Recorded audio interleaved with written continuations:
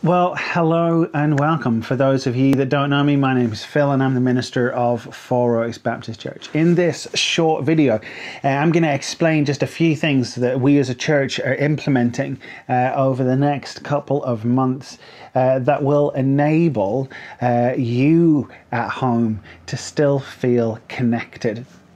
I don't know about you, but I'm still missing church. As great as the digital side of things is, I'm really missing the community side of church. Looking at the government's current guidelines, and we as a church want to obey what's been set out, in some cases quite clearly, in other ways as clear as mud.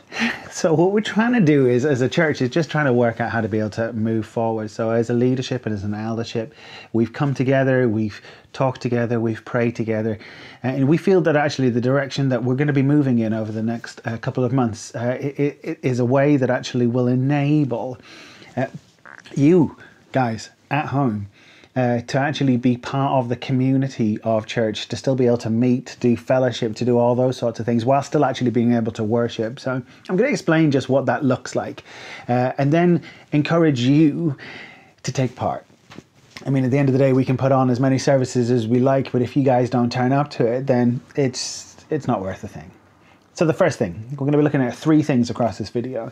The first thing is that we're going to be taking a look at the coffee shop and what that looks like. We're going to be taking a look at how we're going to be moving forwards with our services and the coffee shop and what that looks like. The second thing is we're going to be looking at is we're going to be putting on a camp and utilising the fact that campsites are allowed to be open. And so for a group of us, for those that want to actually be involved in getting together in the first weekend of October to go down and use a campsite.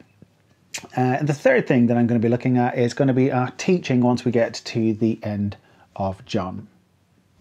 So that's what we're going to be discussing in this video. So the first thing is, we're aware that, I mean, it's great doing all the digital side of church, and we are so aware of just how many more people are actually worshipping with us, many who we don't actually know.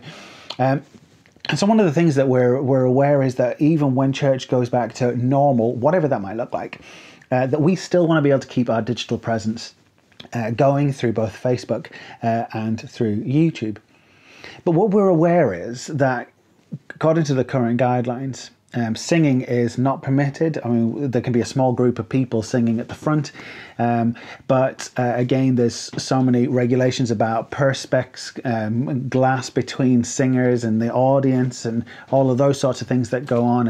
And actually, the congregation would not be able to sing along. I don't know about you, but that would be really difficult to hear my favourite hymn or my favourite chorus and actually not sing along. One of the other things is that if we do come to church, we will all have to wear face masks. We'll have to sit, where possible, 2 meters apart. And there's just, again, still just so much that's in there. We can't mingle. We can't stay around and enjoy company together. There has to be a one-way system in and then out. Again, it just makes the church still, at this point, quite difficult. So what we've decided to do is we're going to continue our digital side of church. But one of the main things that we're all missing is the community side. What's interesting is if we open the Olive Branch coffee shop, we're permitted to be able to sit together, for us to be able to mingle, for us to be able to enjoy beverages and food. For there to be a one-way system in place, but actually allows the fellowship side of things. So what we decided to do is we're going to be doing a two-phase opening of our church. So the first phase is we're going to reopen the Olive Branch coffee shop. So what we've done is we've taken some precautions to make this as safe as possible. So the first one is that when you arrive, you'll come in through the arched doors of our church and into the coffee shop, through the main entrance. And there will be stickers on the floor that actually clearly say, please wait here to be seated. One of our fantastic volunteers, and we're still looking for some more. So if you want to volunteer and help out with this, please get in touch with myself or Nikki. One of the volunteers will then take you to your table to be seated. There will be a table number on your table. And then when you are ready, you'll follow the stickers on the floor that are a one-way system that will then take you to the coffee shop bar in order to be able to order your drink. And now, food. So one of the things that we're actually going to be doing different this time is we're actually shifting our opening hours. We're going to be opening from 10 o'clock in the morning until 2 p.m. and that's saddles lunch. And so what we're going to be doing is we're going to be opening and serving soups, paninis and sandwiches, as well as a great selection of cakes and pastries. Which this means that actually you can come and linger and spend time with family and friends, both within the church and from those who are outside of the church. So we feel that this actually allows us to still be able to do fellowship and actually really be able to just tap into that side of things whilst still putting on our services in the professional manner that we've been managing to do so far. So that's stage one. And then as time progresses and we watch and see what the government changes to do with its guidelines for gatherings of large people, then we're going to be able to then know how to be able to move forwards as a church to open up and actually start doing services safely together. So that's the first thing that we're talking about. Second thing is, for quite a while, we've been discussing doing a camp or a retreat of some sort. Now, if you've attended our church for any length of time, you'll remember the FOB camps, FOBC camps. We're looking forward this year to be able to go away on our regular, many of us go away to Wildfires, which is a camp down south. But obviously with COVID happening, actually it's meant that that wasn't possible. So we began to say, wouldn't it be amazing that when campsites reopen and we can meet together safely on a campsite and actually be able to do a camp of sorts, that actually wouldn't it be nice if a few of us that wanted to would go camping together. And then we thought, well, why don't we do it really close to home?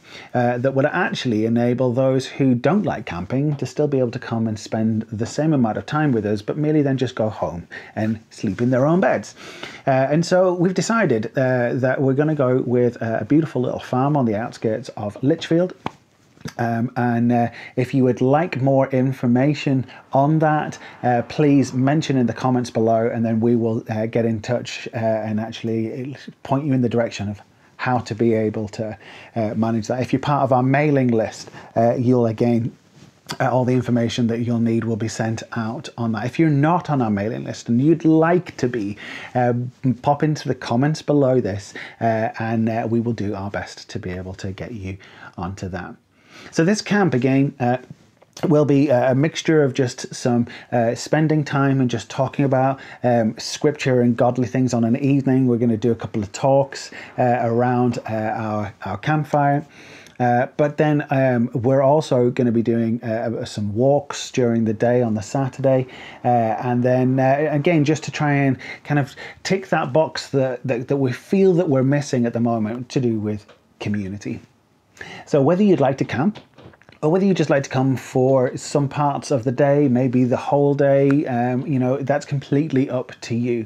But this just gives you a chance to be able to do something just a little bit special.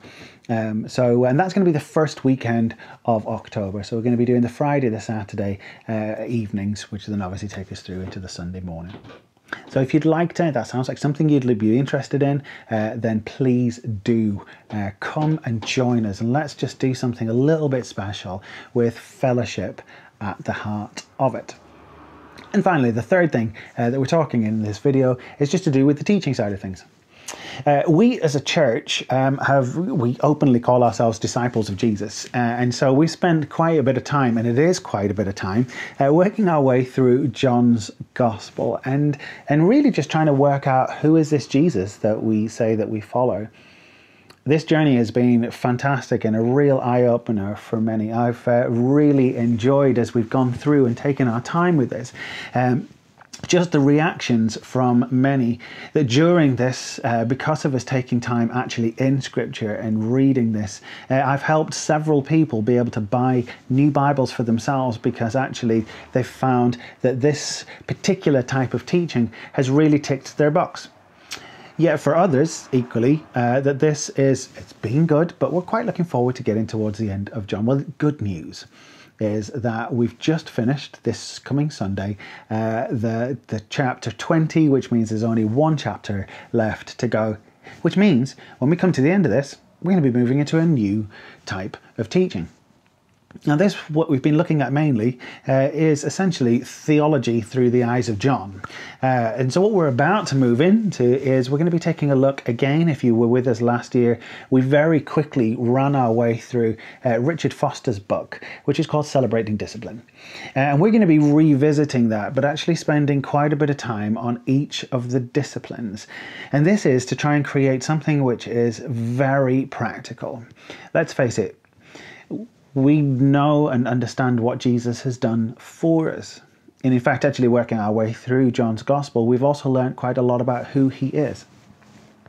Now the question is, to do with discipleship, how do I live that I claim to live?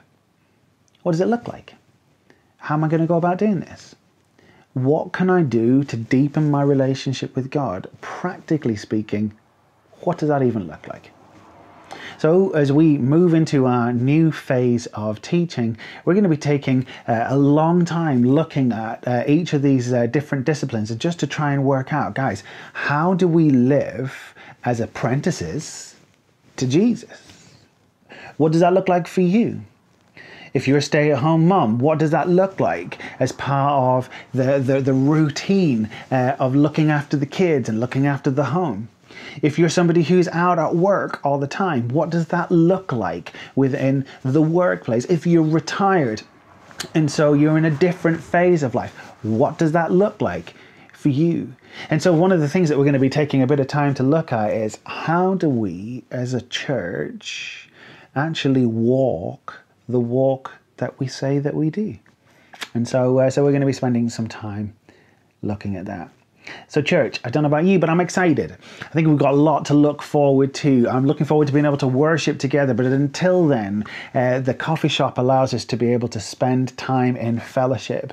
And I really want to encourage you to use that space, because let's face it, that coffee shop is beautiful.